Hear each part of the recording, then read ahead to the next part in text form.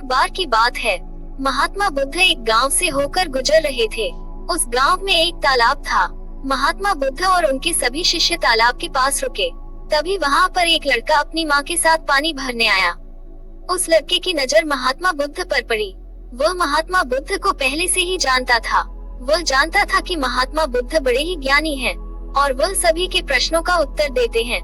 वह तुरंत ही महात्मा बुद्ध के पास पहुंचा। उसने महात्मा बुद्ध को प्रणाम किया और कहा है, हे बुद्ध, मैं अपने जीवन में कुछ बड़ा करना चाहता हूँ, लेकिन जब भी मैं कुछ करना चाहता हूँ तो वह मुझे संपूर्ण तरह से नहीं हो पाता। मुझे तो कुछ समझ ही नहीं आता कि आखिर मैं क्या गलती कर रहा हूँ। इसलिए आज मैं आपसे यही प्रश्न पूछने आया हूँ कि लक्ष्य को पाने के लिए ऐसी कौन सी कठिनाइयाँ हैं जो हमें पार करनी होगी। महात्मा बुद्ध उस लड़के को देखकर मुस्कुराने लगे और उस लड़के से कहते हैं, जब तक तुम अपने लक्ष्य की ओर कदम नहीं बढ़ाओगे तब तक सफलता से जुड़ा हुआ हर एक उत्तर अधूरा है। महात्मा बुद्ध इतना कहकर अपने सभी शिष्यों के साथ वहां से आगे की ओर चल पड़े और वह लड़का भी अपनी माँ के साथ वापस अपने घर लौट आया। अगले दिन जब वह लड़का अपनी माँ के साथ वापस उस तालाब पर पानी भरने आया तो उसने देखा कि तालाब में जो कमल की कलियां थी वह पूरी तरह से खिल चुकी है और पूरे के पूरे तालाब में केवल कमल के फूल ही नजर आ रहे हैं। उस लड़के की माँ को अपनी आंखों पर यकीन नहीं हो रहा था। इस पर उसकी माँ कहती है, बेमौसम इतने सारे फूल एक साथ खिलना, ऐसी घटना तो मैं आज तक नहीं सुनी। ऐसा अवश्य ही महात्मा बुद्ध के आने के कारण हुआ है, अर्थात यह उनका ही प्रभाव है। ये सुन वह लड़का सोच में पड़ गया। उसने तुरंत ही तालाब में से एक कमल का फूल तोड़ा और मन ही मन ये सोचने लगा, यदि यह महात्मा बुद्ध के प्रभाव के कारण हुआ है तो मुझे अवश्य ही महात्मा बुद्ध से मिलना चाहिए। शायद हो सकता है कि वह मुझे कुछ प्रेरणा देना चाहते हैं। ऐसा सोचते सोचते उस लड़के ने ये भी मन बना लिया कि वह महात्मा बुद्ध से अवश्य मिलेगा और साथ ही उसके मन में महात्मा बुद्ध की वह आवाज गूंज रही थी कि जब तक तुम लक्ष्य की ओर कदम ही नहीं बढ़ाओगे तब तक सफलता से जुड़ा हर प्रश्न अधूरा है। तभी उस लड़के ने वह कमल का फूल एक छोटे से मटके में रख लिया और उसने मन ही मन यह मन बना लिया कि वह महात्मा बुद्ध से मिलकर रहेगा और उसके मन में जो भी प्रश्न है वह उनसे उनके उत्तर जानकर ही रहेगा। उस लड़के ने तुरंत ही अपनी माँ से कहा, माँ, मैं महात्मा बुद्ध से मिलने जा रहा हूँ। वह अब तक बहुत आगे नहीं निकले होंगे। यदि मैं जल्दी जल्दी चलूंगा तो एक दिन में उन तक पहुँच जाऊंगा और फिर 1-2 दिन में मिलकर मैं वापस घर लौट आऊंगा। उसकी माँ ने उसे समझाने की कोशिश की, लेकिन वह लड़का नहीं माना। वह तुरंत ही सफर की ओर निकल पड़ा। वह मार्ग पर तेजी से आगे बढ़ रहा था।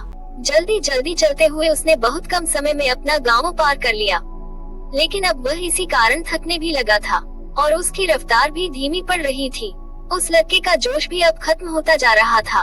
धीरे धीरे चलते चलते वह जंगल के रास्ते पर पहुंचा और जंगल को देखकर उसके मन में एक डर उत्पन्न हुआ। उसने सोचा कि मैंने आज तक कभी जंगल पार नहीं किया है और इस जंगल में तो कई जंगली जानवर भी है।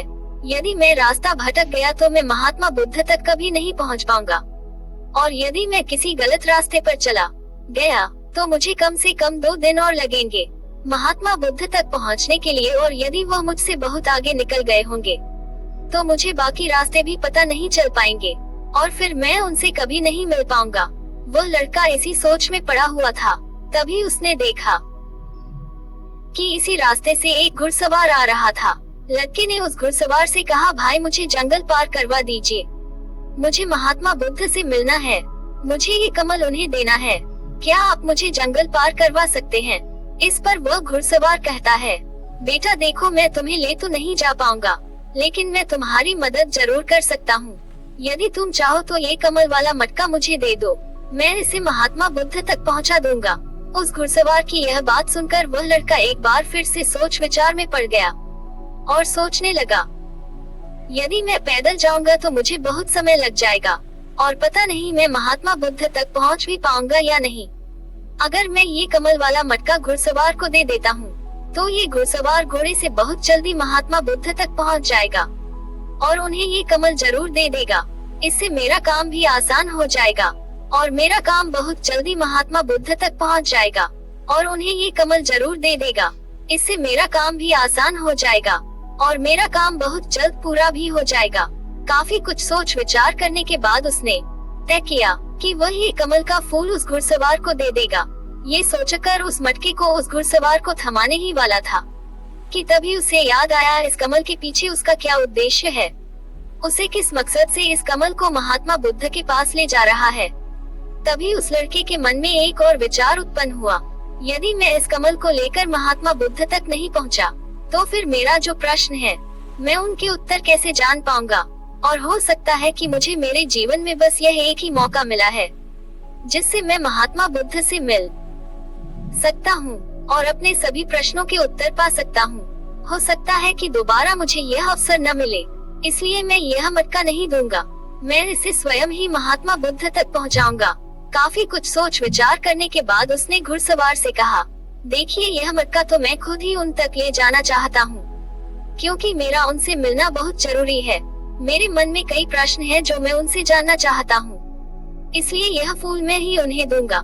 इसलिए कृपया करके मुझे जंगल से बाहर निकलने का रास्ता बता दीजिए, मैं स्वयं ही चला जाऊंगा। इस पर उस घुड़सवार ने उस लड़के को जंगल से बाहर जाने का रास्ता बता दिया और वह उस मार्ग पर आगे की ओर बढ़ता चला।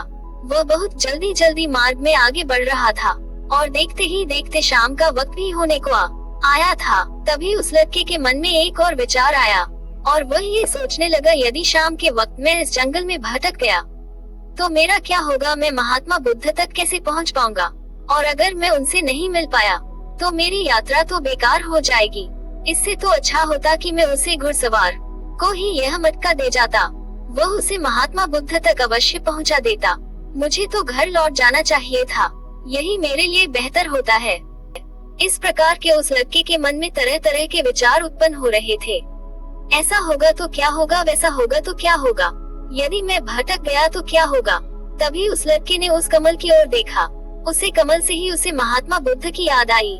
महात्मा बुद्ध के चेहरे पर वह असीम शांति थी, उसे महात्मा बुद्ध की मुस्कान याद आई। तभी उसके मन में एक और विचार उत्पन्न हुआ, जिनके आने से हमारे तालाब में अनेकों फूल खिल गए, जिसके साथ होने से हमारे मन को प्रेरणा मिलती है, जिनके चेहरे पर वह असीम शांति है, जिसे मिलकर मेरा मन शांत हो जाता है। यदि मैं उनसे मिल पाऊँ तो मुझे कितना कुछ सीखने को मिलेगा।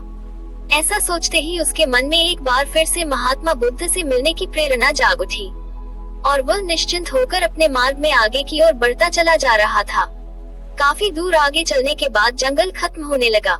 तब उसने महसूस किया कि जब वह अपने इस यात्रा का उद्देश्य याद करता है, जब ये याद करता है कि वह महात्मा बुद्ध से क्यों मिलना चाहता है, तब उसकी राह की मुश्किलें कम होने लगती है। और यही वास्तविकता है, यही हम सभी के साथ होता है। फिर चाहे वह कोई छात्र हो या व्यापारी, जब इंसान खुद पर शक करता है, खुद पर संदेह करता है, तब वह रुकावटें बड़ा रूप ले लेती है। और जब हम अपने लक्ष्य को याद रखते हैं, अर्थात अपना उद्देश्य याद रखते हैं, तब वह रुकावटें हमारे सामने छोटी पड़ जाती है और हम उसे आसानी से पार करके अपने लक्ष्य की ओर चलते हैं। इस पर उस लड़के ने महसूस किया कि उसे अपना लक्ष्य याद रखना है, उसे अपना उद्देश्य याद रखना है और छोटे छोटे कदमों से आगे की ओर बढ़ते जाना है। इसके बाद उस लड़के ने सारी चिंताएं छोड़ दी। वह केवल सफर पर आगे की ओर बढ़ता जा रहा था, लेकिन इस बीच वह चलते चलते काफी थक चुका था। और जैसे ही उसने जंगल पार किया, तभी जंगल के ऊपर उसे एक छोटी सी कुटिया नजर आई। वहाँ पर एक सुंदर स्त्री रहती थी। लड़का काफी थक चुका था और उसे बहुत जोरों की प्यास लगी थी। वह लड़का उस कुटिया में गया। वहाँ पर उस स्त्री से उसने पानी मांगा। इस बार उस स्त्री ने उस लड़के को पानी पिलाया। तभी वह स्त्री उस लड़के से कहती है, आखिर तुम महात्मा बुद्ध से क्यों मिलना चाहते हो? इस पर वह लड़का कहता है, मेरे मन में कुछ प्रश्न हैं और मैं उन प्रश्नों का उत्तर जानना चाहता हूँ और मेरे पास केवल यह एक ही अवसर है, इसलिए मुझे उनसे मिलना ही है। वह लड़का उसी तरह से बातें कर ही रहा था। उधर दूसरी तरफ उस स्त्री के मन में उस लड़के के प्रति प्रेम जाग रहा था। वह उस लड़के को पसंद करने लगी थी। वह लड़की उस लड़के को रोकना चाहती थी।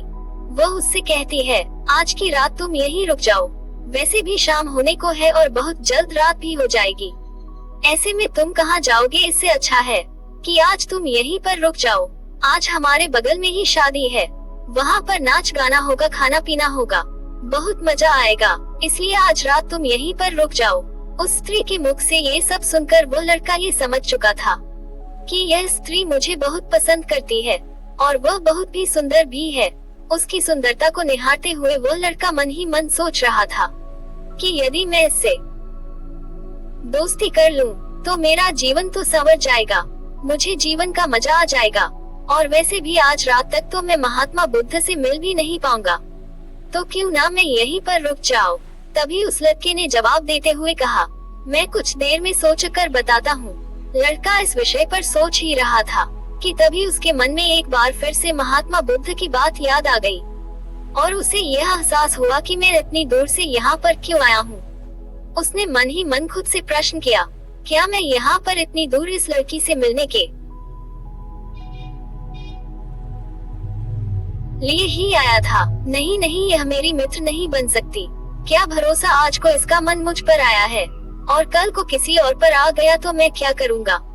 उस लड़के ने तुरंत ही उस कमल की ओर देखा, तभी उसे उसका उद्देश्य याद आ गया और उसने तुरंत ही यह निर्णय लिया कि वह आगे की ओर बढ़ेगा। उसने उस लड़की को साफ साफ मना कर दिया और अपने मार्ग की ओर आगे बढ़ चला। जब वह आगे की ओर जा रहा था, तभी उसे अपने इस निर्णय पर अफसोस हो रहा था। उसे ऐसा लग रहा था यदि उसे महात्मा बुद्ध न मिले तो उसके हाथ से यह स्त्री भी चली जाएगी। इस बात का उसे बहुत मलाल था, लेकिन वह धीरे धीरे मार्ग में आगे बढ़ता गया।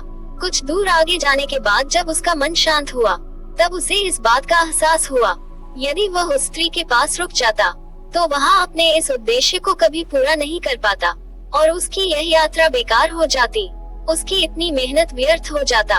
और तब उसे एक और चीज का एहसास हुआ कि जो भी व्यक्ति या फिर वस्तु हमें अपने उद्देश्य से भटकाने का प्रयास करे, हमें उसे तुरंत ही दूर हो जाना चाहिए। हमें अपना उद्देश्य याद रखना चाहिए कि हमने ये सफर क्यों शुरू किया था और हम अपनी मंजिल पर क्यों पहुंचना चाहते हैं। वो लड़का ये सब सोच विचार कर आगे की ओर बढ़ता जा रहा था। रात्रि का वक्त होने वाला था और वो लड़का तेजी से अपने मार्ग में आगे की ओर बढ़ता जा रहा था। तभी उसे मार्ग में एक बुजुर्ग व्यक्ति मिले। उसने उस बुजुर्ग व्यक्ति से पूछा, बाबा मैं महात्मा बुद्ध से मिलना चाहता हूँ और पिछले गांव में मुझे किसी ने बताया कि वह इसी मार्ग से आगे की ओर बढ़े थे। क्या आप मुझे बता सकते हैं कि वह किस तरफ गए हैं? इस पर वह बुजुर्ग व्यक्ति उस लड़के से कहते हैं, बेटा तुमसे कोई गलती हो गई है, तुम्हें कोई गलतफहमी हो गई है। यहाँ से कोई ऋषि मुनि नहीं गए हैं। हो सकता है कि रास्ते में कोई और मोड़ हो जिस पर तुम्हारा ध्यान न गया हो। वह ऋषि मुनि उसी रास्ते से गए होंगे। ये सुन वह लड़का घबरा गया। अभी कुछ ही घंटे पहले तो मैंने उस बस्ती को पार किया था। यदि मैं वापस गया तो मैं बहुत पीछे हो जाऊंगा और अब तो अंधेरा भी होने को है। मेरे पास ना तो कोई रहने का साधन है और ना ही खाने पीने का। मेरी तो पूरी यात्रा बेकार होगी। मुझे तो ये लग रहा था कि मैं महात्मा बुद्ध से अवश्य मिलूंगा, लेकिन अब लगता है कि यह मुमकिन नहीं है। मैं उनसे नहीं मिल पाऊंगा। इस प्रकार के कई विचार और उस लड़के के मन में उमड़ने लगे। वो लड़का खुद पर संदेह करने लगा। जैसे ही उसके मन में इस प्रकार के विचार उत्पन्न हुए, तो मानो उसके पैरों में किसी ने बेरिया डाल दी हो। वह बार बार केवल एक ही बात सोच रहा था कि आखिर वह मुझे क्यों नहीं दिखाई दिया। मैं बार बार एक ही गलती क्यों करता हूँ? मुझसे इतनी बड़ी गलती कैसे हो गई? यह सोचकर वह लड़का सर पकड़कर वहीं पर बैठ गया। कुछ देर तक तो उसे कुछ भी समझ नहीं आ रहा था। तभी उसे उसकी माँ की बात याद आई। उसकी माँ ने उस लड़के से कहा था, बेटा हर गलती में सीख छुपी होती है जो हमारे जीवन को और भी बेहतर बनाती है। ये बात उसे याद आते ही उसका मन शांत होने लगा और देखते ही देखते उसकी मन पूरी तरह से शांत हो चुका था। और वह लड़का बार बार अपने मन में अब एक ही बात दोहरा रहा था कि हर गलती में सीख छुपी हुई होती है और हमें वह और बेहतर बनाने आती है। उसने अपनी गलती को स्वीकार किया और वह कहने लगा, मुझसे गलती हुई है। मैं जल्दबाजी में बिना सोचे समझे बस मार्ग में आगे की ओर बढ़ता जा रहा था। जैसे जैसे लोगों ने कहा मैं उसी तरह से आगे की ओर बढ़ता चला गया। उसकी गलती स्वीकारते ही उसका मन पूरी तरह से शांत हो गया। उसकी निराशा अब आशा में बदल चुकी थी। वह एक पेड़ के नीचे बैठा हुआ था। तभी उसने देखा कि कुछ जानवर नदी से पानी पी रहे थे। ये सब देखकर उस लड़के को याद आया कि जब वह पहली बार महात्मा बुद्ध से मिला था, तब पानी के पास ही मिला था और महात्मा बुद्ध के साथ उनके कई शिष्य भी हैं, तो उन्हें पानी की आवश्यकता जरूरत पड़ेगी। इस पर उस लड़के को तुरंत यह समझ में आ गया कि महात्मा बुद्ध भी उसी रास्ते से भ्रमण कर रहे होंगे जिस रास्ते पर पानी होगा। तभी उसने सोच विचार कर ये तय किया कि वापस जाने से अच्छा है क्यों ना मैं इस नदी के किनारे आगे की ओर बढ़ता रहूं। ऐसा सोचते ही उसने तुरंत ही रास्ता बदल दिया और वह नदी के रास्ते आगे बढ़ने लगा। जैसे जैसे वह आगे बढ़ता जा रहा था, उसका मन और भी हल्का होता जा रहा था, उसका मन और भी शांत होता जा रहा था। तब उसने अनुभव किया कि जब मन बहुत शांत होता है तो हमारा मन बहुत हल्का हो जाता है और जल्दबाजी नहीं करता और न ही किसी में या खुद में कोई कमी निकलता है। हमारी बुद्धि पहले से बेहतर काम करने लग जाती है।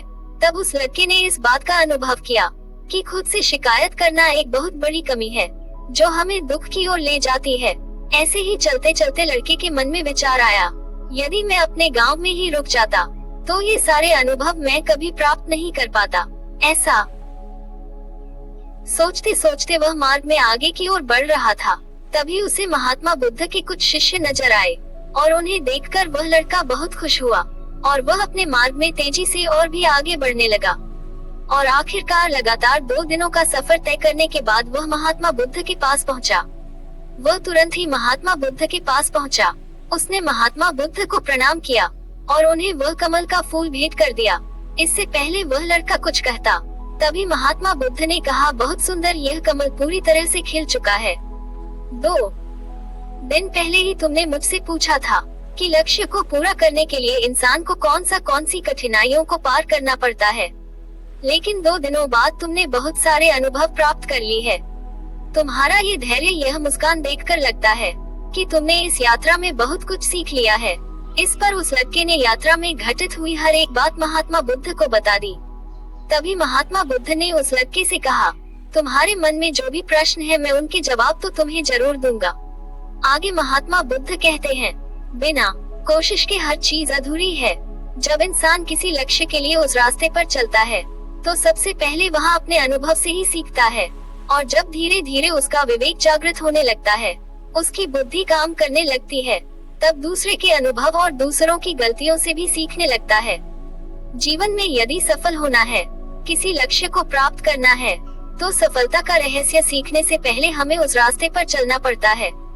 महात्मा बुद्ध आगे कहते हैं, किसी भी लक्ष्य को प्राप्त करने के लिए उस रास्ते में हमें 3 बाधाएं आती हैं और इनका निवारण करने के बाद ही हम अपने लक्ष्य तक पहुंच पाते हैं। और तुमने भी ये 3 बातें सीख ली। पहले अपने उद्देश्य को पहचानो और उसके प्रति समर्पण करो। जैसे कि तुम ये कमल का फूल मुझ तक पहुंचाना चाह रहे थे और तुम्हारा उद्देश्य भी यही था। तुमने ये जान लिया था कि यह फूल मुझ तक पहुंचने के लिए तुम्हारा क्या उद्देश्य है, जिस कारण तुम्हारे मन के सारे संदेश खत्म हो गए। इसके बाद जब भी तुम फूल को देखते थे तो तुम्हें अपना उद्देश्य याद आ जाता। आगे महात्मा बुद्ध ने कहा, तुमने स्वयं के अनुभव से ही यह जान लिया कि अपनी मंजिल तक किस प्रकार हमें पहुंचना है और सब कुछ तुम्हारे भीतर से ही प्रकट हो रहा है। वह लड़का महात्मा बुद्ध की सारी बातें ध्यान पूर्वक सुनता रहा। तब महात्मा बुद्ध कहते हैं, तुम्हारे मन में कई प्रकार के डर और संशय थे। पता नहीं तुम मुझ तक पहुंच पाओगे या नहीं, पता नहीं तुम जंगल पार कर पाओगे या नहीं, क्योंकि तुमने आज से पहले कभी जंगल पार नहीं किया था और रास्ते में तुम्हें तरह तरह की रुकावटें भी झेलनी पड़ी। और जब हमारे रास्ते में तरह तरह की रुकावट उत्पन्न होती है तब हमारा मन बाधित होता है, हमारा मन भटकने लगता है और हम अपने लक्ष्य से भटक जाते हैं। लेकिन जब हम अपना सारा ध्यान रुकावटों से हटाकर अपने उद्देश्य पर लगाते हैं तो सारी रुकावटें खुद ब खुद छोटा पड़ने लगती है और हम उन्हें आसानी से पार कर जाते हैं। शुरुआत में हर किसी की यही समस्या है कि वह ये नहीं जानता कि आखिर वह सफल क्यों होना चाहता है, क्यों वह कुछ करना चाहता है। इसी कारण उनके सामने परेशानियां भी बहुत ज्यादा होती है और वह उन परेशानियों के सामने घुटने टेक देते हैं। लेकिन जैसे जैसे आप आगे बढ़ते हैं, अपने लक्ष्य के प्रति समर्पित हो जाते हैं, तो वैसे वैसे चलते जाना आसान हो जाता है और हम अपने लक्ष्य तक पहुंच ही जाते हैं। आगे महात्मा बुद्ध उस लड़के को तीसरी बात बताते हुए कहते हैं, असली शक्ति इच्छाओं को पूरा करने में नहीं बल्कि उनको मिटाने में है। हम जानते हुए भी सही काम नहीं करते।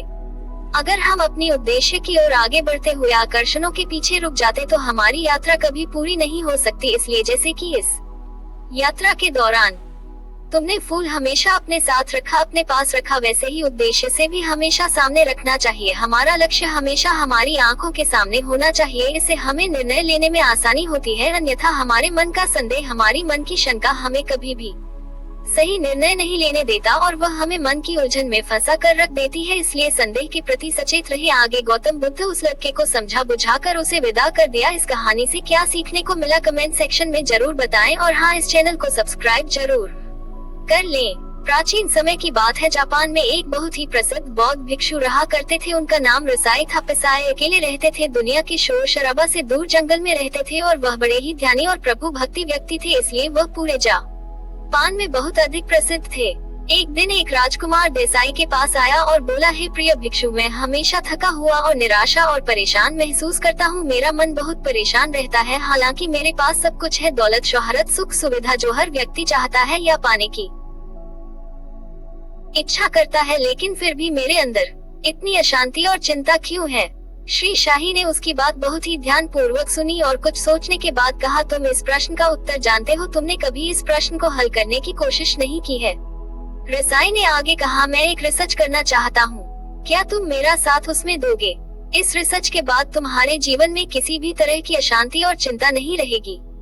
यह बातें सुनकर राजकुमार बहुत हैरान था। उसने रिहाई से कहा, बताए मुझे क्या करना होगा अपने मन की शांति के लिए? मैं कुछ भी करने को तैयार हूँ। राजकुमार की इन्हीं बातों को सुनकर भिक्षु ने कहा, तो फिर आप अगले 15 दिनों के लिए मेरे आश्रम में रहोगे और एक सामान्य व्यक्ति की तरह अपना जीवन वह करोगे और इन 15 दिनों में तुम अकेले और चुपचाप रहोगे, जितना हो सके कम बोलोगे। राजकुमार उस भिक्षु की बातें सुनकर सहमत हो गया। पहले दिन राजकुमार को लगा कि उसका मन सामान्य से अधिक परेशान और विचलित है। उसके मन में तरह तरह के विचार आ रहे थे और वह आम लोगों की तरह जीवन जीने में असहज महसूस कर रहा था। उसे अंदर से बोलने की इच्छा हो रही थी, लेकिन वह चुपचाप रहा। उसके मुंह से एक भी शब्द नहीं निकला, बस मन मारकर चुपचाप बैठा रहता। लेकिन रात होते होते उसके अंदर ही अंदर शांति का अनुभव होने लगा। उसके लिए यह अनुभव अजीब था। वह खुद से पूछ रहा था कि वह अंदर ही अंदर इतना खुश क्यों है और उसकी आंतरिक बेचैनी और उसकी चिंता कम क्यों होने लगी है। अगले दिन राजकुमार अकेला चुपचाप बैठा रहा और वह प्रकृति को निहार रहा था। वह पौधों को, फूलों को, आकाश में उड़ रहे पक्षियों को, वह अपने जीवन में पहली बार यह अद्भुत दृश्य महसूस कर रहा था कि उसके पास कितनी सुंदरता है। वह दिन भर प्रकृति की सुंदरता को निहारता रहता और उसकी ताजगी को महसूस करता रहता। इसी तरह से 10 दिन हुए और उसके मन की सारी बेचैनी, सारी हलचल, सारी उथल पुथल और सारा तनाव गायब हो गया। 11वें दिन की सुबह राजकुमार फिर एकांत में बैठ गया और कुछ मिनट में उसकी आंखें अपने आप बंद हो गई और वह गहरे ध्यान में चला गया। वह पूरे दिन वहीं पर आंखें बंद करके बैठा रहा और गहरे ध्यान में डूबा रहा। न कोई शब्द, न कोई चिंता। राजकुमार भीतर से असीम शांति और आनंद से भर गया। राजकुमार अपने बाकी के 4 दिन इसी तरह से ध्यान में बिताने के 15 दिन बाद रसाई के सामने प्रस्तुत हुआ और उनको प्रणाम करके बोला, प्रिय भिक्षु, मुझे उत्तर मिल गया कि मेरे मन में इतनी उथल पुथल और चिंता क्यों थी। मैं जान गया कि मेरा मन इतना अशांत और विचलित क्यों था। पिसाई मुस्कुराते हुए पूछा, बताओ क्या उत्तर मिला तो है? राजकुमार ने कहा, मैं आवश्यकता से अधिक बातें करता था। मैं किसी पर भी अपने शब्द और ऊर्जा व्यर्थ करता था। मैं दिन भर अपने लोगों से फालतू की बातें करता रहता और फिर उन्हीं के बारे में अकेला सोचता रहता और ज्यादा समय नकारात्मक ही सोचता रहता। इस तरह मैं बस अपना समय बर्बाद कर रहा था। ज्यादा बोलने और नकारात्मक सोने की वजह से मेरा मन अशांत और बेचैन हो रहा था और इसी वजह से मैं किसी भी काम को ठीक से नहीं कर पा रहा था, जिसकी वजह से मैं हर काम में असफल होने लगा और फिर इन्हीं लगातार मिलने वाली असफलताओं की वजह से ही मैं और भी उदास और चिड़चिड़ा हो गया था। इन्हीं सभी चीजों की वजह से मेरा जीवन नष्ट हो रहा था। लेकिन यहाँ पर बीते हुए 15 दिन मेरे लिए पूरी तरह से अलग थे। मुझे कुछ अलग ही एहसास यहाँ पर हो रहा था। मुझे ऐसा लग रहा था कि मैं अपना पूरी तरह से जिंदगी जी रहा हूँ, लेकिन इससे पहले मैं अपना जीवन गलत तरीके से जी रहा था। और मैंने ये भी सीखा कि हमें सिर्फ ध्यान करने की जरूरत नहीं है, ध्यान अपने आप होता है जब हम शांत और मौन होते हैं। ध्यान के पिछले कुछ दिनों के दौरान मैंने जो पहली चीज सीखी वही यह है कि मनुष्य के जीवन की सबसे महत्वपूर्ण चीज स्वयं को जानना ही है। ये सुनकर देसाई ने कहा, सिर्फ तुम ही नहीं, दुनिया में ज्यादातर लोग जरूरत से ज्यादा बोलते हैं। आज भी लोग ज्यादातर समय केवल एक दूसरे को नीचा दिखाने के लिए ही बोलते हैं। कुछ लोग ना चाहते हुए भी बातें करते हैं और अपना जीवन बर्बाद कर लेते हैं। देसाई ने राजकुमार को चुप रहने का महत्व समझाते हुए कहा, एक बार गौतम बुद्ध से उनके शिष्यों ने पूछा, प्रिय बुद्ध, आप ज्यादा समय चुप क्यों रहते हैं? बुद्ध ने कहा, क्योंकि चुप रहने से व्यक्ति अंदर से आनंद शांति की गहराइयों में होता है। मौन अपने भीतर की ओर उतरने की पहली सीढ़ी है। मौन के बिना स्वयं को जानना असंभव है। स्वयं को जानने और समझने का पहला नियम है कि मौन हो जाओ, उतना ही बोलो जितना अत्यंत आवश्यक हो। वे फिर धूल की बातें करना छोड़ दो। तुम अचानक पाओगे कि 90% से भी ज्यादा लोग व्यर्थ ही ज्यादा बोलकर अपना समय बर्बाद कर रहे हैं। ना बोलने का कोई भी नुकसान नहीं है, लेकिन यदि आप ज्यादा बोलते हैं तो आप अत्यधिक गलती कर देते हैं। अगर व्यक्ति कम बोलना शुरू कर दे तो दुनिया की 90% मुसीबतें कम हो जाए, झगड़े फसाद कम हो जाएंगे, उपद्रव काम हो जाएंगे। अगर लोग चुप रहना सीख लिए तो संसार की बहुत सारी समस्याएं हैं। बहुत सारा उपद्रव सिर्फ बोलने से पैदा होता है। सारी बात मौन सीखने की है। जब तुम नहीं बोलते तब तुम एकांत में अकेले हो गए, भीड़ में भरे बाजार में खड़े होकर भी नहीं बोलते, हिमालय के शिखर में पहुंच गए। जिसे मौन की कला जान ली वह भीड़ में भी अकेले होने की कला जान लेता है। एकांत में तो आदमी स्वर्ग में है, दूसरे की उपस्थिति ही बेचैनी पैदा करती है। पहले तुम्हें चुप रहने की शक्ति को धारण करना होगा, इससे तुम अधिकतर ऊर्जा को बचा गए और फिर उस स्थिति में पहुंच जाओगे कि तुम कभी भी ज्यादा नहीं बोल पाओगे। अगर तुम किसी की यहाँ पर जा रहे हो और परेशान हो जाओ तो ऐसे में उचित है कि आंखें बंद कर लो और अपने में खो जाओ। वहाँ से आपको ताजगी महसूस होगी, क्योंकि तुम्हारे अंदर ही जीवन का वो स्रोत छिपा हुआ है, वह किसी दूसरे में नहीं है। इसके बाद राजकुमार उन रसाई से पूछते हैं, आखिर कौन हमें अपने अंदर तक ले जाएगा? यह बातें सुनकर देसाई कहते हैं, तुम्हें स्वयं ही अपने अंदर उतरना होगा और वहीं से परम राज्य जीवन का आनंद ले पाओगे। आनंद का यही से जन्म हुआ है, यही से तो मौत में डूब जाओगे। यही तुम्हारा सूरज उदय होगा और यही से अस्त होगा। इसी प्रकार तुम बार बार चुटकी लगा, जब भी तुम चुटकी लगाकर वहाँ से लौटोगे तो पाओगे कि फिर तुम्हारे जीवन में एक ताजगी भरी नई संपदा मिली है। और इस नई शक्ति के जन्म होने से तुम्हारी थकान चली जाएगी, उदासी चली जाएगी और चिंता चली जाएगी। जैसे कोई स्नान करके लौटता है तो शरीर शीतल हो जाता है, शांत हो जाता है। ऐसे ही जब भीतर से साफ होकर वापस आता है, मौन में स्नान करके लौटता है, तो समस्त अस्तित्व व्यक्तित्व शांत और मौन हो जाता है, आनंदित हो जाता है। जब तुम आंतरिक मौन की उस पराकाष्ठा पर पहुंच जाओगे तब तुम पाओगे कि बोलने से भी तुम्हारा मौन खंडित नहीं होता, वह बना ही रहता है। उसकी एक अंतर्धारा लगातार तुम्हारे भीतर बहती रहती है। तुम बोलते हो, तुम शब्दों का उपयोग भी करते हो, लेकिन वह तुम्हारे मन को खंडित नहीं कर पाती। एक बार गहरी मौन में स्थिर हो जाओ, फिर तुम्हारी वाणी में भी मीठास आ जाएगी। तुम्हारा बोलना संगीत पूर्ण होगा, तुम्हारा बोलना सत्य होगा। तुम बोलोगे तो दूसरों पर भी शीतलता छा जाएगी। जैसे ही तुम अंदर से चुप होते हो, तुम इतने शक्तिशाली होने लगते हो कि समाज की निर्भरता तुम छोड़ने लगते हो और तुम्हारे जीवन में एक मस्ती आती है जो कि केवल दीवानों के जीवन में होती है। तुम्हारे चेहरे पर एक नई रौनक आ जाती है, तुम्हारी आंखें किसी अमृत के समान हो जाती है और तुम अनंत शांति के समुद्र में डूबने लगते हो। इतना कहकर भी सूर्य साई ने अपनी बात खत्म की और वह मौन में चले गए। राजकुमार उनका धन्यवाद करके अपने महल में चला गया। दोस्तों, आपने भी अनुभव किया होगा कि बहुत ज्यादा बात करने से दिमाग शांत हो जाता है, जिससे हम अपने दिमाग पर नियंत्रण खो देते हैं और साथ ही अपना ध्यान भी खो देते हैं। जो लोग बहुत ज्यादा बोलते हैं उनके पास किसी एक काम पर ध्यान केंद्रित करने की काबिलियत नहीं होती, वह अपने किसी भी लक्ष्य पर पूरी तरह से ध्यान केंद्रित नहीं कर पाते। अगर हमारा दिमाग एक जगह केंद्रित नहीं है तो हम जीवन की सच्चाई नहीं समझ पाते और नहीं मनचाही सफलता का भी हासिल कर पाएंगे। के अलावा भी आपने देखा होगा कि जो लोग अधिक बोलते हैं वह अक्सर लोगों के बीच हंसी का पात्र बन जाते हैं, और जो लोग कम बोलते हैं और अपनी बात पर कायम रहते हैं उन्हीं लोगों से सम्मान मिलता है। लोग उनकी बातों को सुनते हैं और उन पर भरोसा भी करते हैं। जो लोग जरूर से अधिक बोलते हैं और अपने विचारों के बारे में पक्के नहीं होते, उनका दिमाग स्थिर और विचलित रहता है, शोर से भरा रहता है, और एक अशांत दिमाग वाला व्यक्ति जीवन में किसी भी चीज में सफल नहीं हो पाता, क्योंकि वह किसी भी काम में फोकस नहीं कर पाता। यदि किसी व्यक्ति को ये पता है कि उसे कब, कहां और क्या बोलना है, तो वह व्यक्ति सच में बहुत बुद्धिमान है, और ऐसा व्यक्ति जहां भी जाता है उसका व्यक्तित्व आकर्षक का केंद्र बन जाता है, और वह जो कुछ भी करता है उसमें बहुत शक्ति होती है। ये कहानी आपको कैसी लगी आप कमेंट सेक्शन में जरूर बताएं, और हाँ, इस चैनल को बिना सब्सक्राइब करने मत जाना दोस्तों। प्राचीन समय की बात है, एक बार एक नौजवान युवक के पास आता है, उनसे कहता है कि है वह, क्या आप मेरी एक सवाल का जवाब देंगी? बुद्धि मुस्कुराते हुए कहा कि पूछो, क्या पूछना है? इसके बाद उस युवक ने कहा कि है वह मेरी उम्र अभी बहुत ज्यादा नहीं हुई है, लेकिन मैं बहुत ज्यादा परेशान रहता, बहुत दुखी रहता हूँ। मैं आपसे ये जानना चाहता हूँ कि मेरे जीवन में अभिषेक में दुख है तो मेरी जिंदगी तो अभी बाकी है। क्या मेरे जीवन में दुख बढ़ते ही रहेंगे? क्या इन दुखों से छुटकारा पाने का कोई रास्ता नहीं है?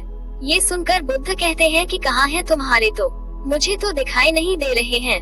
ये सुनकर वह युवा कहता है कि ही दुख तो मेरे अंदर है, मेरे भीतर हैं, वो आपको कैसे दिखाई देंगे? ये सुनकर बुद्ध उस युवक से पूछते हैं कि क्या तुम्हें अपने दुख दिखाई देते हैं?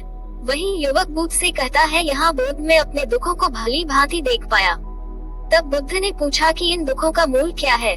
बुद्ध में और उसी वार्ड में चर्चा चल ही रही होती है। तभी एक भिक्षु दौड़कर वहाँ पर आता है। तथागत बुद्ध के कानों में कुछ कहता है। फिर बुद्ध उस युवक से कहते हैं कि चलो आज मैं तुम्हें जीवन का सत्य दिखा रहा है, लेकिन तुम्हें मेरे साथ चलना होगा और वहाँ पर जाकर तुम्हें कुछ भी नहीं बोलना है, चुपचाप सारी बातें सुनते रहना है। इसके बाद तुम्हें अपने सभी प्रश्न के उत्तर खुद ही मिल जाएंगे। ये कहकर बुद्ध वहाँ से चल देते हैं। साथ में वह युवक भी उनके पीछे पीछे चला देता है। कुछ दूर चलने के बाद गौतम बुद्ध एक घर में प्रवेश करते हैं। घर में प्रवेश करने के बाद वह युवक और तथागत बुद्ध देखते हैं कि वहाँ पर बहुत सारे लोग इकट्ठा हो रखे और बीच पीछे चारपाई पर एक वृद्ध आदमी लेटा हुआ है। बुद्ध को देखते ही सभी ने उनके लिए राह बनाई और बुद्ध उस आदमी के पास उसकी चारपाई पर जाकर पैर चाहते हैं। युवक भी पास नहीं जाता है। इसके बाद वो वृद्ध आदमी जो चारपाई पर लेटा हुआ था करना शुरू करता है कि ही बुद्ध, मैं नहीं जानता कि मेरे जीवन में कितने शासी अब बची है। पता नहीं किस वक्त भगवान के घर से बुलावा आ जाए। हे बुद्ध, मैं मरने से पहले अपने लिए सवाल के जवाब चाहता हूँ। मुझे पता है उन सवालों के जवाब सिर्फ आप ही दे सकते हैं, इसलिए मैंने आपको यहाँ पर बुलाया है। इसके बाद उस वृद्ध आदमी ने कहना शुरू किया, ये बोझ अपने आखिरी वक्त में मुझे अपने बचपन के दिन बहुत याद आ रहे हैं। मैं सोच रहा हूँ कि वो भी दिन क्या दिन थे, न कुछ पाने की ना कुछ खोने का गम। बचपन के उन दिनों को याद करके मेरी आंखों में आंसू आ जाते हैं। मुझे लगता है कि कितनी आजादी थी उसमें, मेरा मन कितना खुला हुआ था। मन में कुछ ही पाने की इच्छा नहीं थी। जिस भी खेल में लग जाते थे उसी खेल में पूरे दिन लगे रहते थे। लेकिन कुछ समय बाद में जैसे जैसे बड़ा होने लगा वैसे वैसे लोग मुझे जिंदगी की दौड़ में आगे निकलने के लिए खाने लगे। मेरे पिता अक्सर मुझसे कहा करते थे कि पढ़ाई में तुम अपने भाई जैसे क्यों नहीं हो, तुम दूसरे लोगों से पीछे क्यों रहते हो। ये सब सुन सुनकर मेरा मन बहुत बेचैन रहने लगा। लोग मुझे बहुत ताने देते थे क्योंकि न तो मैं खेल में अच्छा था, न ही मैं पढ़ाई में अच्छा था। सब लोग मुझे किसी और तरह की बनने के लिए कहते थे और उनके तानों से तंग आकर मैं अपने जीवन में कुछ हासिल करने का निश्चय किया। मैं अपने आप से वादा किया कि मैं भी अपने भाई की तरह कामयाब इंसान बनूंगा और इसके लिए मैं दिन रात मेहनत करने में लग गया। शुरुआत में बहुत मुश्किलें आई, बहुत निराशा हाथ लगी, लेकिन मैंने हार नहीं मानी और मैंने अपना खुद का व्यापार खड़ा कर लिया। इसके बाद मुझे कुछ पाने का एहसास हुआ और मुझे बहुत खुशी हुई। जो लोग मुझे ताने देते थे वही लोग अब मेरे आगे पीछे घूमने लगे। कुछ वक्त बाद एक रईस बेटी के साथ मेरी शादी होगी और उसके बाद जैसी मुझे लग रहा था कि मेरा जीवन स्वर्ग बन गया है। कुछ साल बाद मुझे 2 बेटे प्राप्त हुए। मेरे दोनों बेटे स्वस्थ और ही स्पीच थे। मेरा मन में बच्चों के लिए कुछ करने को उत्सुक हो गया। मैं और भी ज्यादा धन कमाने में लड़कियां और जल्द ही अपनी नगर का सबसे बड़ा व्यापारी बन गया। सब कुछ अच्छा चल रहा था, लेकिन अनहोनी को भला कौन टाल सकता है। एक दिन अचानक मेरी पत्नी मुझे छोड़कर चली गई।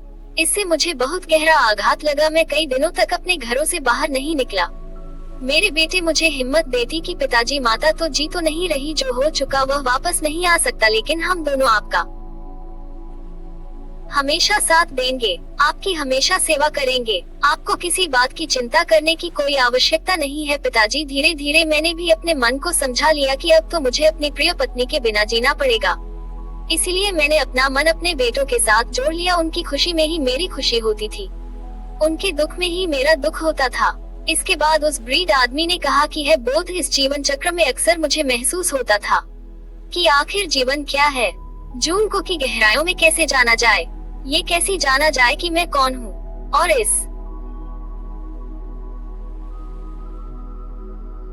दुनिया में क्या करने के लिए आया? ऐसी तमाम सवाल, दुनिया में क्या करने के लिए मैं आया हूँ, ऐसे तमाम सवाल मेरे मन में उठते रहते थे। और मुझे आपके बारे में भी पता चला कि बोध ऐसी ध्यान का तरीका बताते हैं जिससे जीवन का मतलब समझ आ जाता था सकता है। लेकिन पहले मैं सोचता रहता था कि मैं अपने जीवन में दुखों और परेशानियों को दूर कर देता हूँ, उसके बाद ध्यान में अपना पूरा मन लगाऊंगा। और यही सोचकर मैं कभी ध्यान नहीं कर पाता था। धीरे धीरे वक्त बिता रहा और आखिर में उम्र ढलने के बाद मैं बीमार पड़ गया। वैसे मेरे जीवन में कोई कमी नहीं रही, मेरे बेटों ने मेरा अच्छा साथ दिया, मैंने जीवन में बहुत कुछ हासिल भी किया। लेकिन अब मैं अपने जीवन में पीछे मुड़कर देखता हूँ तो मुझे एहसास होता है कि मेरे बचपन के दिन ही सबसे प्यारे दिन थी। तरबूज ब्रीड आदमी ने मुझसे से पूछा, मैं चंद घटिया का मेहमान बचा, मैं जानता हूँ, लेकिन क्या आप मुझे कुछ ऐसा सूत्र बता सकते हैं जिससे कि मैं सुकून से हूँ, मेरे मन के सारे सवाल जवाब शांत हो जाएं और मैं जीवन का असली मतलब समझ कर सकूं। ये सुनकर बूट ने कहा कि हर इंसान को बचपन के दिन क्यों लगती हैं? क्योंकि उस समय उचित कोई भी चिंता नहीं रहती, चार होता है, उसके मन में कोई लालसा नहीं होती, वो जिस काम में भी लगता है उसी में मग्न हो जाता है। लेकिन जैसे जैसे इंसान की आयु बढ़ती जाती है वैसे वैसे उसकी इच्छाएं, उसकी कामनाएं दिन ब दिन बढ़ती चली जाती है और इसलिए अक्सर इंसान भविष्य की तैयारियों में लग जाता है और फिर अतीत के बारे में सोचता रहता है और वर्तमान में जीना भूल जाता है। और वहीं अगर हम किसी छोटे बच्चे को देखें तो उसके लिए कोई भविष्य या कोई बातचीत नहीं होता, उसके लिए बस केवल वर्तमान होता है और इसीलिए वह वर्तमान में पूरा आनंदित होकर रहता है। तुमने अपना पूरा जीवन कामयाबी, अपने बेटों, अपनी पत्नी और अपने भविष्य की योजनाओं में ही बिता दिया और तुम हमेशा यही सोचते रहे कि पहले मैं अपने जीवन को व्यवस्थित कर लेता है, उसके बाद सत्य की खोज करूंगा, उसके बाद ध्यान करूंगा। लेकिन हम ये भूल जाते हैं कि कल कभी नहीं आता, भविष्य की योजनाएं कभी पूरी नहीं होती। जब एक योजना पूरी होती है तो हमारा मन दूसरी योजना बना लेता है और इस प्रकार जीवन चक्र चलता रहता है। जब आखिरी समय में मृत्यु तुम्हारी शैया पर लेटे होती है, तुम्हें एहसास हो रहा है कि मैंने जीवन में कुछ भी हासिल नहीं किया। अब तुम्हें लग रहा है कि मैंने जीवन में जो कुछ भी किया उसमें से एक सुई भी तुम अपने साथ नहीं ले जा सकते हैं। अगर यही बात तुम उस वक्त समझ लेते तो मृत्यु का निश्चिंत होकर नहीं आती, वो तो कभी भी आ सकती है। रही बात उस वक्त तुम्हारा मन समझ लेता तो तुम इसी वक्त ध्यान और सत्य की खोज में लग जाते। तुम कुछ ऐसी चीज खोज करने की कोशिश करते जो तुम्हारे साथ जा सके, जो तुम्हें परिपूर्णता से मरने का मार्ग दिखा सके। उस वृद्ध आदमी ने हाथ जोड़कर बोध से कहा कि यह बोध, ये तो मैं नहीं जानता या ये तुम्हें जानता हूँ कि मुझसे गलतियाँ हुई है। मैंने अपने जीवन को सार्थक रूप से ही नहीं और इस बात का मुझे बहुत गहरे में एहसास हो चुका है। लेकिन मैं आपसे फिर से वही सूत्र जानना चाहता हूँ, जो कि क्या है कि मैं अभी पर फोटा के साथ नहीं हूँ। क्या मुझे कोई सत्य की झलक नहीं मिल सकती? यह सुनकर बोर्ड ने उस आदमी का हाथ फैलाते हुए कहा कि आप तो जीवन में एक ही सूत्र समझने लायक है और वो सूत्र है कि तुमने जीवन में जो भी पाया या खोया, जो कुछ भी हो या वो सब यहीं पर छोड़कर चले जाओ, उसे अपने मन के साथ जोड़कर मत ले जाओ। अपने मन में यह भाव करके जाओ कि तुम्हें अपने जीवन में बहुत कुछ सीखा। वास्तविकता में तुमने अपने जीवन में बहुत प्रगति की है, क्योंकि तुमने ये जान लिया है कि जीवन में कुछ सार्थक नहीं है और यह जानना भी बहुत बड़ी उपलब्धि होती है। लोग जीवन भर जीते जीते जी मर जाते हैं, लेकिन उन्हें जीवन की निरंतरता कर्ता के बारे में कोई पता नहीं चल पाता। इसलिए अभी अपने मन के सारे सवालों को मिटा दो और ये भाव पैदा करो कि जीवन में जो कुछ भी जानने जैसा था वो मैंने जानने आए और अब जीवन में कुछ भी जानने जैसा नहीं बचाएं। जब तुम इस भाव, इस बोध से भर जाओगी तो तुम बिल्कुल खाली होकर मृत्यु को प्राप्त हो जाओगे। और वास्तविकता में यही मरने की कला होती है। हमने जीवन में जो कुछ भी पाया, जो कुछ भी खोया, वो इसी दुनिया का था और वो यहीं पर रह जाएगा। हमारे साथ कुछ भी नहीं जाएगा। हम खाली जाएंगे, हम बिल्कुल खाली जाएंगे। और जो लोग अपने मन से बिल्कुल खाली होकर जाते हैं, वास्तव में उनके अंदर ज्ञान का दीप जल जाता है और वो आगे चलकर दूसरे जन्मों में उम्मीदवार की स्थिति प्राप्त कर लेते हैं। लेकिन उससे पहले तुम्हें जीवन की निकटता को समझना पड़ेगा। यहाँ पर कुछ भी पाना या कुछ भी कहना खोना कुछ मायने नहीं रखता। उसके बाद बहुत देर तक उस ब्रीड ने कोई सवाल नहीं पूछा और वो मुस्कुराते हुए मृत्यु को प्राप्त हो गया। इसके बाद बोर्ड ने उस नौजवान युवक से पूछा कि क्या तुम्हें अपने सवालों के जवाब मिले, और मिले तो तुम्हें क्या जवाब मिले? सभी को बता कुर्सियों ने कहा कि बोर्ड मुझे अपने सवालों के जवाब मिल गए हैं। इस ब्रीड आदमी के जीवन चक्र से मैं समझ गया हूँ कि जीवन में कुछ भी पाने जैसा नहीं होता, सुख हो या दुख हो सब कुछ यही पीछे रह जाता है। और हम अगर इसी चक्र में फंसे रह जाएंगे तो जीवन के साथ सत्य को कभी नहीं जान पाएंगे। इसीलिए जीवन में सुख दुख तो चलते ही रहेंगे, इसके साथ साथ चलते हुए भी हमें सत्य की खोज करनी पड़ेगी। लेकिन बोध, मेरे जीवन में अभी एक सवाल बाकी है जिसका जवाब जानना सबके लिए बहुत ज्यादा जरूरी है। मेरा सवाल है कि मैं ध्यान की यात्रा करने के लिए बहुत प्रेरित हुआ हूँ कि मुझे कोई मार्ग नहीं पता ध्यान कैसे किया जाता है। बोर्ड ने कहा कि ध्यान की सभी प्रक्रियाएं तुम्हें होश में लाने के लिए ही बनी है, तुम्हें वर्तमान में लाने के लिए ही बनी है। अगर तुम किसी भी काम को पूरी उपस्थिति के साथ पूरे कादरी भाव से अपने आप को पूरी तरह से इकट्ठा करके कर सकते हो तो तुम ध्यान नहीं होते हो। लेकिन हमारा ध्यान इधर उधर भटकता रहता है। अपना काम करते करते वर्तमान में रहने के लिए मैं तुम्हें एक छोटी सी विधि बताता हूँ जिसके जरिए तुम अपना काम भी कर सकते हो और ध्यान भी कर सकते हो। जब भी तुम चलते फिरते हो, उठते बैठते हो, अपनी सांसों पर ध्यान लगाना शुरू करो। सांस की नाक से आ रही है, किस नाक से जा रही है, किस नाक से टकरा रही है, सिर्फ तुम उसके साक्षी हो जाओ। सिर्फ तुम उसको देखते रहो। कुछ भी काम कर रहे हैं और चल रहे हैं और फिर रहे हैं और खाना खा रहे हो, सिर्फ अपनी सांसों पर ध्यान लगाओ। और यह वह करते वक्त तुम्हें महसूस होगा कि तुम्हारा दिमाग, तुम्हारा विचार तुम्हारी इधर उधर ले जाते हैं, लेकिन थोड़ी देर बाद तुम्हें हो जाएगा कि तुम्हें अपनी सांसों पर ध्यान लगाना है और तुम्हारा ध्यान फिर से सांसद पट्टी जाएगा। और धीरे धीरे जब तुम अपने विचारों को देखने लगे कि तुम पाओगे कि तुम्हारे विचार विलीन हो रहे हैं, तुम्हारे अंदर बस एक खाली मैदान बचा हुआ है, सारे सवाल जवाब विलीन हो चुके हैं। इसके बाद बोर्ड ने कहा कि सांसें होती है वह वर्तमान में होती है, कि वह भविष्य में चलती है न ही अतीत में जलती है, वह वर्तमान में होती है, वही वर्तमान स्थिति होती है। और जब तुम अपने सांसों से जुड़ जाती हो तो वर्तमान में ध्यान लगाना सीख जाते हो, क्योंकि सांसें जिनसे तुम ध्यान लगा रहे हैं और वर्तमान में चल रही होती है। इसके बाद धीरे धीरे कदम दर कदम तुम्हें ध्यान का खुद ही एहसास होने लगेगा। फिर तुम जो भी काम करोगे उसमें तुम्हारा चित्त लगा रहेगा। तो शुरुआत वहीं से करो जहां पर तुम हो, यहीं से अभी से तुम अपने सांसदों को पकड़ना शुरू कर दो। तो दोस्तों, इस कहानी से आपको क्या सीखने को मिला कमेंट में जरूर बताना, और इसी तरह अगली कहानी आप सुनते रहिए पर अपना ज्ञान बढ़ाते रहिए। धन्यवाद।